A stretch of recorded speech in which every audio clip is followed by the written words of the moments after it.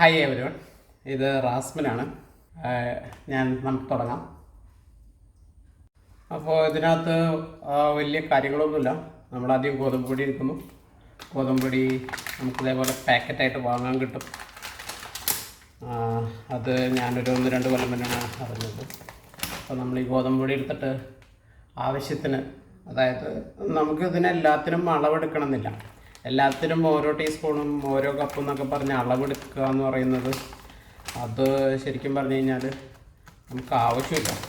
അപ്പം നമുക്കിപ്പോൾ എത്ര ചപ്പാത്തി കഴിക്കണം എന്നുള്ളതനുസരിച്ചിട്ട്, അല്ലെങ്കിൽ ഗോതമ്പ് ദോശ കഴിക്കണം. ചപ്പാത്തി ഉണ്ടാക്കണേലും വളരെ എളുപ്പമാണ് ഗോതമ്പ് ദോശ ഉണ്ടാക്കുന്നത്. നമുക്കിതിന് മൊത്തത്തിൽ ചിലപ്പോൾ ഒരു അരമണിക്കൂറിൻ്റെ സമയം, അല്ലെങ്കിൽ 20 മിനിറ്റിൻ്റെ ആവശ്യമുള്ളൂ. നമുക്കത് ഏകദേശം ഇങ്ങനെ കലങ്ങി കിട്ടും. അതായത്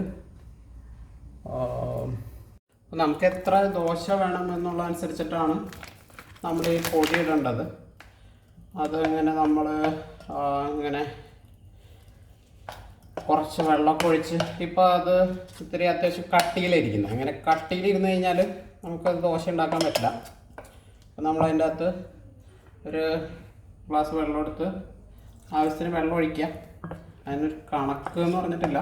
നമ്മളത് ഒഴിച്ച് അതിങ്ങനെ അത്യാവശ്യം ലൂസാവുന്നത് വരെ അതിങ്ങനെ മിക്സ് ചെയ്തുകൊണ്ടിരിക്കുക. വീണ്ടും വെള്ളം ഒഴിക്കുക, കുറേശ്ശെ ഒഴിക്കുക. നമുക്ക് അപ്പോൾ അതൊരു കുറേശ്ശെ ആണെന്നുണ്ടെങ്കിൽ നമുക്കത് കൺട്രോൾ ചെയ്യാൻ പറ്റും അതിൻ്റെ പിന്നെ നമ്മളിതിനൊരു ടേസ്റ്റിന് വേണ്ടിയിട്ട്, അതായത് നമുക്ക് ശരിക്കും ഓരോ സാധനം ഉണ്ടാക്കുമ്പോഴും നമ്മളതൊരു പ്രസൻസ് ഓഫ് മൈൻഡിൽ ഉണ്ടാക്കിയിടുന്നുണ്ടെങ്കിൽ അതൊരു ടേസ്റ്റ് വരും. അപ്പോൾ ഇതിനകത്ത് കുറച്ച് ഉപ്പിടുക. ഉപ്പിട്ട് വീണ്ടും മിക്സ് ചെയ്യാം. അപ്പോൾ നമുക്ക് ആ ദോശയ്ക്ക് ഒരു ടേസ്റ്റ് ഉണ്ടാവും.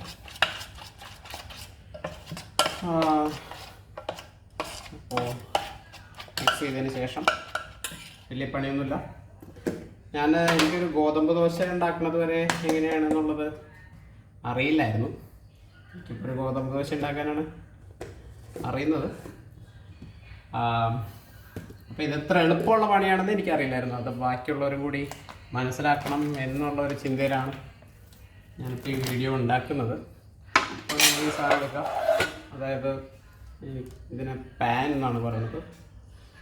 അപ്പോൾ നമ്മൾ ഈ പാൻ എടുത്ത് ജസ്റ്റ് ഒന്ന് കഴുകിയതിന് ശേഷം അടുപ്പത്ത് വെക്കാം. ഇതാണ് നമ്മുടെ പാൻ.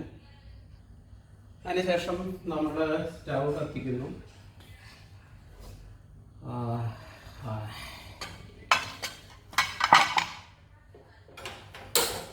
ഇനി കാര്യപ്പെട്ട പണിയൊന്നുമില്ല.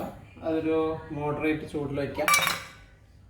എന്നിട്ട് ഇതിനകത്തുള്ള വെള്ളമൊക്കെ ഒന്ന് ആവിയാവുന്നവരെ ഞാൻ വെയിറ്റ് ചെയ്യാറുണ്ട്. ശേഷം നമുക്ക് ദോശ ഉണ്ടാക്കാൻ വേണ്ടിയിട്ട്, ദോശ ഉണ്ടാക്കാൻ പറ്റിയ ഒരു കയ്യിലെടുക്കണം.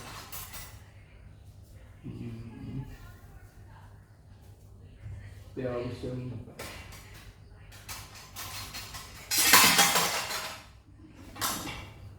പിന്നെ നമുക്ക് ദോശ മറിച്ചിടാൻ വേണ്ടിയിട്ട് ഈ ഒരു സാധനം വേണം.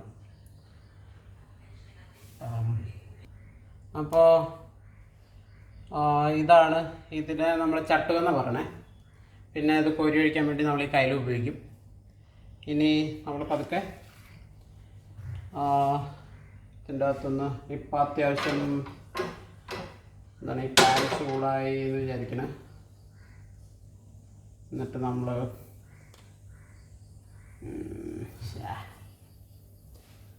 ഇത് എവിടെയെങ്കിലും ഇത്തിരി വൃത്തിയുള്ള സ്ഥലത്ത് ചട്ടുക മാറ്റി വെക്കാം. എന്നിട്ട് കോര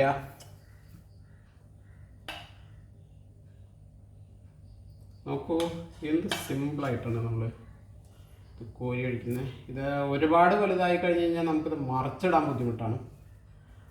ഒരുപാട് വലുതാവാണ്ട് ഒരുപാട് പരത്തിക്കഴിഞ്ഞാൽ ഇതിൻ്റെ കട്ടിങ് കുറയും.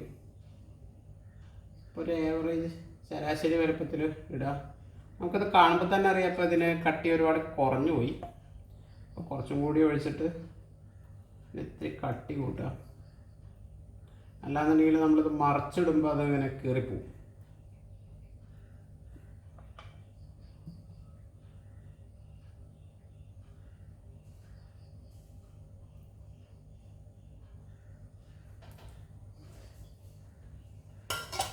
ഓക്കെ, അപ്പം നമ്മുടെ ദോശ, ആദ്യത്തെ ദോശ ചൂടായി വരുന്നു. അപ്പോൾ നമ്മുടെ ദോശ ഒരുവിധം ചൂടായി വന്നു തുടങ്ങി. നമ്മളപ്പോൾ പതുക്കെ അത് നമ്മുടെ എന്താണ് ഇത് വെച്ച് പൊക്കിയെടുക്കാം. എന്നിട്ട് ചൂടുണ്ടാവും.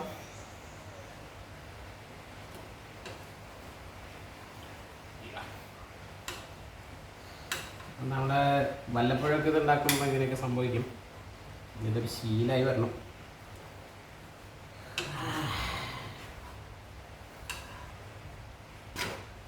അത് ആ സൈഡ് ശരിക്കും വെന്തിട്ടുണ്ടായിരുന്നില്ല, കുറച്ച് നേരം കൂടി വെയിറ്റ് ചെയ്യണമായിരുന്നു. അപ്പോൾ നമുക്കിത് ഇങ്ങനെ ഇട്ടിട്ട് വീണ്ടും കുറച്ച് കഴിഞ്ഞ് മറിച്ചിട്ടാൽ മതി.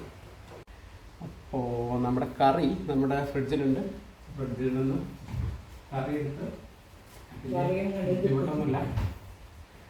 കോളിഫ്ലവർ കറിയാണ്. അത് ഗോബി മഞ്ചൂരി എന്നാണ് അവർ പറയുന്നത്.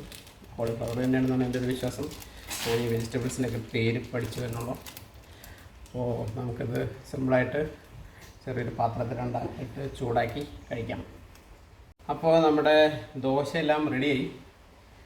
ഇനി നമുക്ക് കറി ഉണ്ടാക്കാമെന്ന് പറയുന്നത് അതും വേറൊരു കലയാണ്. പക്ഷേ ഞാനിപ്പോൾ അത് പഠിച്ചു വരുന്നുള്ളൂ. അപ്പോൾ നമ്മളൊരു ഹോട്ടലിൽ നിന്ന് കറി വാങ്ങി അത് ഫ്രിഡ്ജിൽ വെച്ച് അത് ഇടക്കിടക്കായിട്ട് ചൂടാക്കി കഴിക്കും. അപ്പോൾ നമുക്ക് ഫുഡ് റെഡി ആയിട്ടുണ്ട്. ഗോബി മഞ്ചൂരിയനും ദോശയും പിന്നെ എൻ്റെ അമ്മ ഉണ്ടാക്കി വെച്ചിരിക്കുന്ന കുറച്ച് പരിപ്പ് കറിയും കൂട്ടി നമുക്കിന്ന് ഫുഡ് റെഡിയാണ്.